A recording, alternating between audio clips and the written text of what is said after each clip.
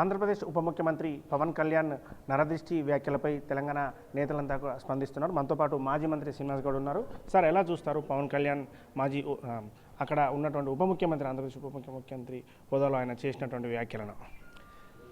ఆయన మాటలు హాస్యాస్పదంగా ఉన్నాయి. అసలు పరిపక్వత ఉందా లేదా?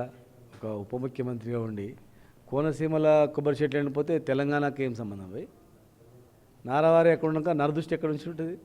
కొబ్బరి చెట్లు మీరు బతికించుకోలేళ్ళు, కొబ్బరి చెట్లను కాపాడుకోలేళ్ళు, అది కూడా మేమా? ఇంకా ఏంది అసలు మాట్లాడడం? అసలు ఆయన ఏం మాట్లాడుతున్నాడు?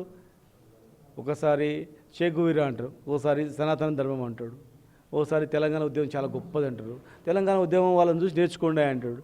మళ్ళీ తెలంగాణ వచ్చిన తర్వాత తెలంగాణ 10 రోజులు నిద్రపోలేదు, నేను తిండి తినలేదు అంటారు. అసలు మేమేమన్నా ఎందుకు మా పేరు తీసుకొని రెచ్చగొడతారు? మేము ఏదన్నా తెలంగాణ వచ్చిన తర్వాత మిమ్మల్ని ఏమన్నా అన్నామా? మిమ్మల్ని ఏమన్నా రెండవ శ్రేణి పౌరులుగా చూసినామా? ఎవడో వాడు వీడు సెటిలర్స్ అంటారు, అట్లా అనకండి అని కూడా అన్నాం. అందరం అన్నదమ్ములం అన్నాం, కలిసి డెవలప్ చేసుకుందాం అన్నాం. ఇంకా ఇన్నేళ్ళైనా కూడా ఇదేనా పద్ధతి? మేము మీ కోనసీమకు రాము, మేము ఎక్కడ రాము, వస్తే గీస్తే తిరుపతికి వస్తాం దేవునికి. మా దేవుడు తిరుపతి దేవుని దగ్గర కూడా వివక్ష. ఆంధ్ర వాళ్ళకు ఒక రకంగా, తెలంగాణ వాళ్ళకు ఒక రకంగా లీడర్లను లెటర్ చూస్తారు. సమానంగా చూడండి అని చెప్పినాం, ఈక్వల్ చూడండి. మేమేమన్నా యాదాద్రి దగ్గర కానీ, శ్రీశైలం మనది ఇక్కడ మన జోగులాంబ దగ్గర కానీ, భద్రాచలంలో కానీ అట్లా ఏమైనా చేస్తామా? కలిసిమెలిసి ఉందాం, ఈక్వల్ చూడాలని చెప్పినాం.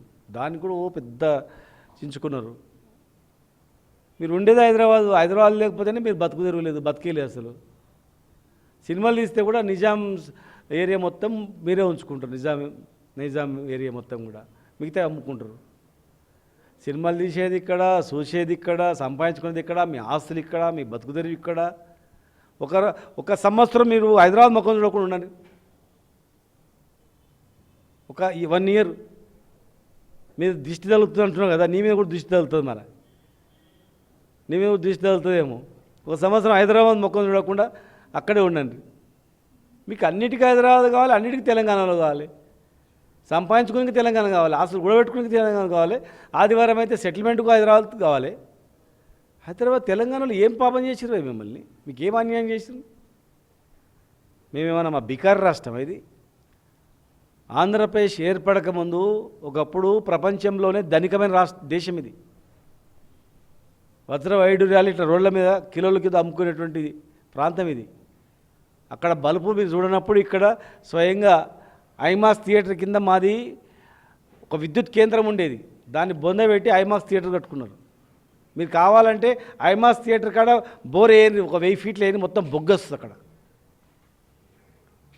అండర్ గ్రౌండ్ డ్రైనేజ్ ఉంది మాకు, అప్పుడే 100 సంవత్సరాల క్రితమే. కరెంట్ ఉంది, ఎయిర్పోర్ట్లు ఉన్నాయి, రైల్వే వ్యవస్థ ఉంది. ఇక్కడ నుంచి ఢిల్లీ పోతే అక్కడ ఢిల్లీలో మా హైదరాబాద్ భవన్ వరకు రైలు వచ్చేది. రైల్వే స్టేషన్ నుంచి రివర్స్ మళ్ళా రైలు హైదరాబాద్ భవన్ వరకు ఉండేది. కావాలని చూడండి. ఇదొక ప్రపంచంలోనే సంపన్నమైన దేశంగా ఉన్నటువంటి ప్రాంతం ఇది. ఇదేవో మీరు వచ్చేదో తెలంగాణకు హైదరాబాద్లో మేము బాగు చేసినామని చెప్పడం తప్పది. ఇకనైనా మొత్తం మానుకోవాలి. అట్లా ఒకరికొకరు ఎన్ని రోజులు రెచ్చగొట్టుకొని చేస్తారు?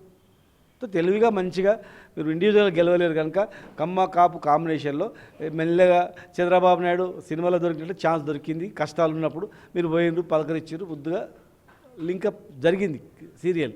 మంచిగా ఉప ముఖ్యమంత్రి అయిన రేపు మళ్ళీ ముఖ్యమంత్రి కూడా సంతోషపడతాం. అంతేగాని తెలంగాణ మీద ఎందుకు ఏడుస్తారు పోయి? అక్కడేమనైతే ఆదుకునే తెలంగాణ గుర్తుపెట్టుకోండి. మేమే అక్కడ వరదలు వచ్చినా, తుఫాను వచ్చినా, ఉప్పెను వచ్చినా, సునామీ లాంటి దండమని వచ్చినా దన్మని తిండి పెట్టేది, ఉరుకొచ్చి మిమ్మల్ని ఆదుకునేది మేమే.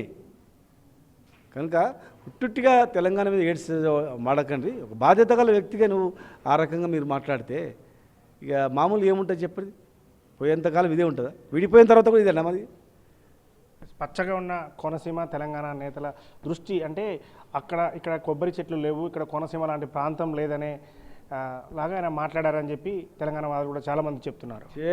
ఇప్పుడు ప్రతి పల్లెటూరు కోనసీమ అనేది మాది చూడండి. వచ్చి ప్రతి పల్లెటూరు పచ్చగా ఉంటుంది.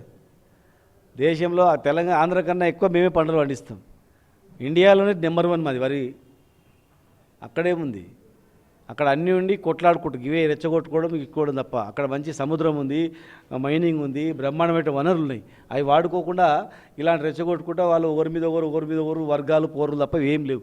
ఇటువంటి రాజకీయమే వాని తిట్టుడు విందిట్టుడు ఇన్ కేసులు వాని కేసులు తప్ప ఏం లేదు. అభివృద్ధిని దృష్టి పెడితే చాలా బ్రహ్మాండంగా అవుతుంది. మేము కూడా మంచి కావాలని కోరుకుంటున్నామే ఆంధ్ర అంటే మాకు పగ కాదు, శత్రువులు కాదు, మాకు అన్నదమ్ములే అనుకుంటాం. మేము కోనసీమ చూడలేదు ఇంతవరకు. తెలంగాణలో మీరు ఊర్లో అడగండి కోనసీమ చూసినామని. ఒక 1% హైదరాబాద్లో ఉన్న వాళ్ళు కోళ్ళ పంద్యాలకు అక్కడ సంక్రాంతి పండుగకు వస్తారు అందరు. అది తప్ప ఎవడు ఓడి కూడా ఓడాడు. రమ్మంటే ఉట్టిగా రమ్మంటే కూడా ఓడు. అటు రోజు బిర్యానీ పెడతాం రాంటే కూడా ఎవడు ఓడాడు. ఆ ఇబ్బరికి ఎవడు ఓడి కూడా ఓడాడు. మేము ఎందుకు కళ్ళు మండుతాం పోయి కోనసీమ అంటే మేము అంటేనే కొబ్బరి చెట్లు ఎండిపోయినామంటే విచిత్రంగా ఉంది ఇది. తెలంగాణలో మేము కోనసీమ అంటేనే ఎండిపోయినామంటే ఇక శాస్త్రం చెప్పినట్లు ఉంది కదా, అంటే బాగుండదు. కానీ మేము ఆ ప్రాంతం అభివృద్ధి కావాలని మేము కోరుకున్నాం. రాష్ట్రం ఏర్పాటు అయినాక కూడా రాజధాని ఏర్పాటు కూడా మా శక్తి మేము పెడతామని కూడా చెప్పినాం. అక్కడ దేవాలయాలకు కూడా మేము గౌరవించినాం. దేవాలయాలకు కూడా మేము అభివృద్ధి కూడా చేసినాం. మీరు ఏ దేవాలయంకి ఉండి తెలంగాణ వాళ్ళే 40-50% ఉంటారు.